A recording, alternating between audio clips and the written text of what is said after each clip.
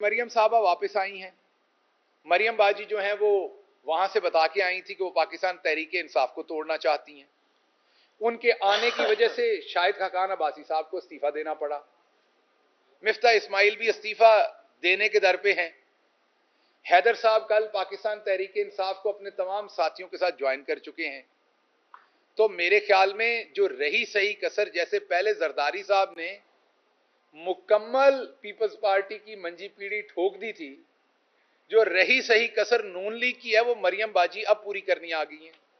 तो उनके लिए मेरा मशवरा यह है कि बाजी, आप अगर कोई मुस्तकबिल में कोई सर्जरी प्लान है तो वो अभी करवा लें। थोड़ी देर अल्लाह आपको सेहत दे, आप अभी बाहर ही रह लें थोड़ी देर, क्योंकि मुस्लिम लीग नून पहले ही अताब की शिकार है।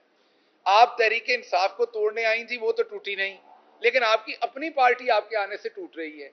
और एक वो गैर आईनी बात कह रही हैं हर अपनी तकरीर में कि अब मुस्लिम लीग नून तैयार होगी जब भी इलेक्शन होंगे। आप जब उनकी तकरीर सुने, उसमें लफ्ज जब भी बहुत इंपॉर्टेंट है।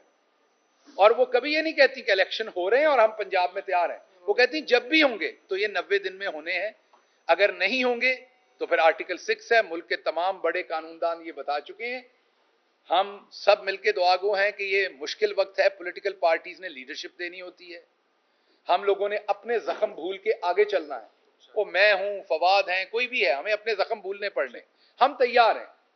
हमने अपने जख्म भूल के इस मुल्क को आगे लेके चलना है। तो आइए एक दूसरे के हाथ में हाथ डालें, जो मुस्बत बात है उसकी तरफ चलें, इलेक्शन करवाएं, आवाम को मौका दें, वो आपको लाएं या हमें लाएं, जिसको भी लाएं, ताकि वो नई पॉलिसीज के साथ मुल्क एक नए राह के ऊपर गामजन हो सके। आपने एक बात देखी होगी कि हर पॉलिटिकल पार्टी की पूरी दुनिया में, आप अमेरिका ले लें, आप यूरोप ले लें, कोई मुल्क ले लें, पाकिस्तान ले लें, हर पॉलिटिकल पार्टी की माशी पॉलिसी भी तकरीबन फर्क होती है दूसरी पॉलिटिकल पार्टी से। फॉरेन पॉलिसी भी फर्क होती है। टेररिज्म से रिलेटेड इवन अमेरिका के अंदर रिपब्लिकन की हो, डेमोक्रेट्स की हो, आपको वॉर की इंगेजमेंट्स किस किस कंट्री के साथ करनी, कहां जंग छेड़नी, कहां नहीं छेड़नी, आपको नजर आएगा। बड़ी वाज़े पॉलिसी, वाज़े शिफ्ट होती है। इस चीज का मुजाहरा आप लोग ऑलरेडी देख चुके हैं कि दहशतगर्दी के ऊपर पाकिस्तान पीपल्स पार्टी की पॉलिसी मुख्तलिफ थी, पाकिस्तान मुस्लिम लीग नून की पॉलिसी मुख्तलिफ थी, और इमरान खान और पाकिस्तान तहरीक इंसाफ की पॉलिसी बहुत मुख्तलिफ थी। इमरान खान ये समझते हैं कि खित्ते में जिन लोगों ने परमानेंट एक दूसरे के साथ रहना है, वो हमसाए अपने बदले नहीं जा सकते। इमरान खान ये समझते हैं कि अनलेस के किसी का बिहेवियर हिंदुस्तान की तरह का हो, जो एंगेजमेंट करना ही ना चाहता हो, अगर कहीं पे एंगेजमेंट की जगह मौजूद हो तो सबसे पहले वो करनी चाहिए, ताकि किसी भी साइड पे इतना खून ना बह सके। क्योंकि ये ज़हन में रखिएगा कि खून के लगे हुए दाग पानी तो धो सकता है, खून नहीं धो सकता। खून से आप जितने भी दाग धोने की कोशिश करेंगे, उससे और दाग लगेंगे। तो इमरान खान हमेशा एंगेजमेंट की पॉलिसी पे बात करना चाहते थे, लेकिन उससे हुआ क्या? इमरान खान साहब को एब्सोल्युटली नॉट कहने पे घर जाना पड़ा।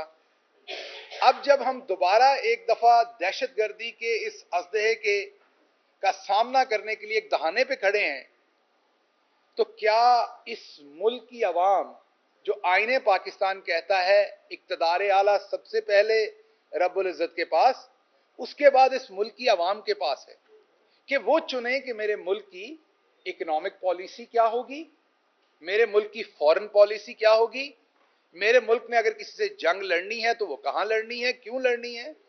तो ये अवाम ने फैसला करना है कि उन्हें किस लीडर की बात, किस पार्टी की बात ज्यादा बेहतर लगती है।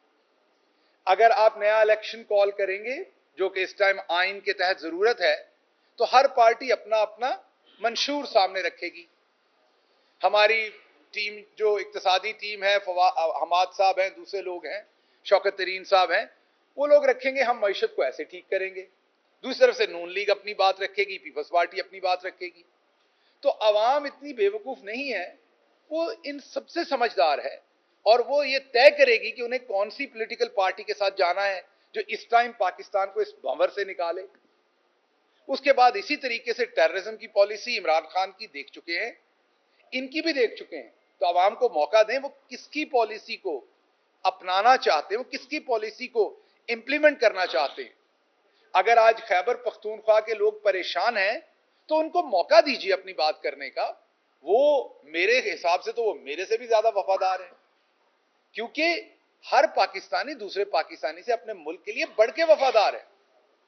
अभी मैं कैद था या फवाद चौधरी, तो जो वहां पर हमारे दोस्त थे, रांझा साहब हों या नवाज साहब हों, हमारे न्यूयॉर्क के प्रेसिडेंट, जिस तरीके से वो वहां परेशान थे, या मुल्क में सैलाब आया था तब जब वो परेशान थे, या जब हमारे बहादुर अफवाज का कोई सिपाही हो या ऑफिसर हो, जब वो शहीद होता है टेररिज्म में, तो बाहर जब जिस तरीके से लोग परेशान होते हैं, तो हर पाकिस्तानी जो है वो मुहिब्बे वतन है। तो लोगों को एक तो मौका दीजिए कि वो चूज कर सके कि उन्होंने किस स्ट्रेटजी पे पाकिस्तान ने आगे बढ़ना है, टेररिज्म पे कौन सी पॉलिसी आगे बढ़नी।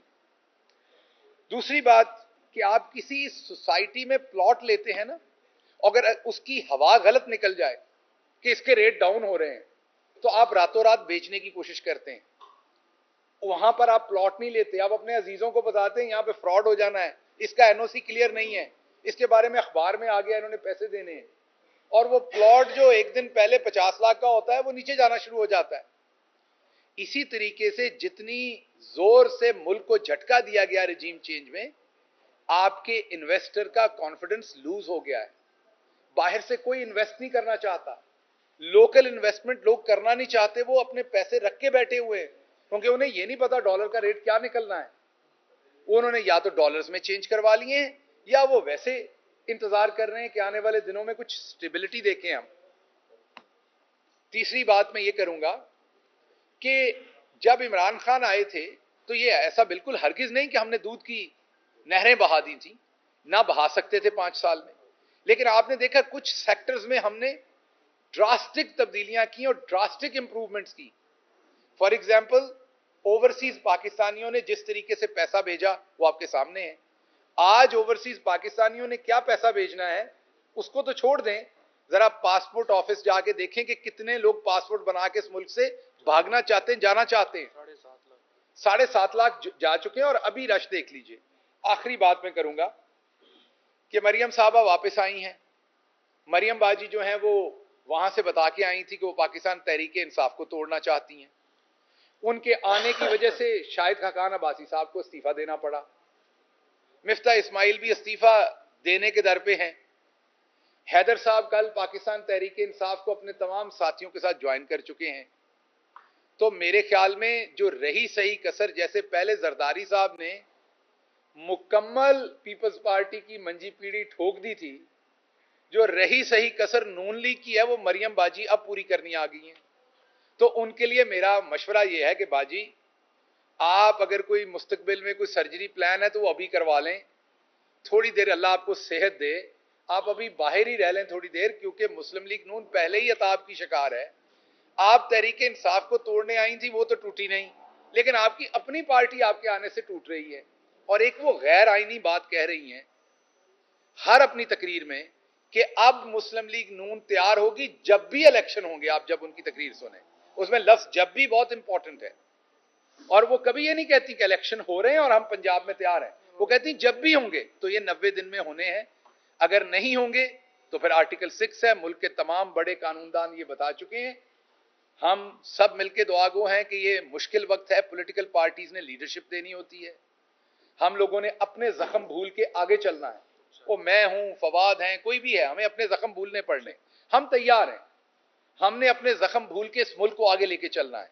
तो आइए एक दूसरे के हाथ में हाथ डालें, जो मुस्बत बात है उसकी तरफ चलें, इलेक्शन करवाएं, अवाम को मौका दें, वो आपको लाएं या हमें लाएं, जिसको भी लाएं, ताकि वो नई पॉलिसीज के साथ मुल्क एक नए राह के ऊपर गामजन हो सके।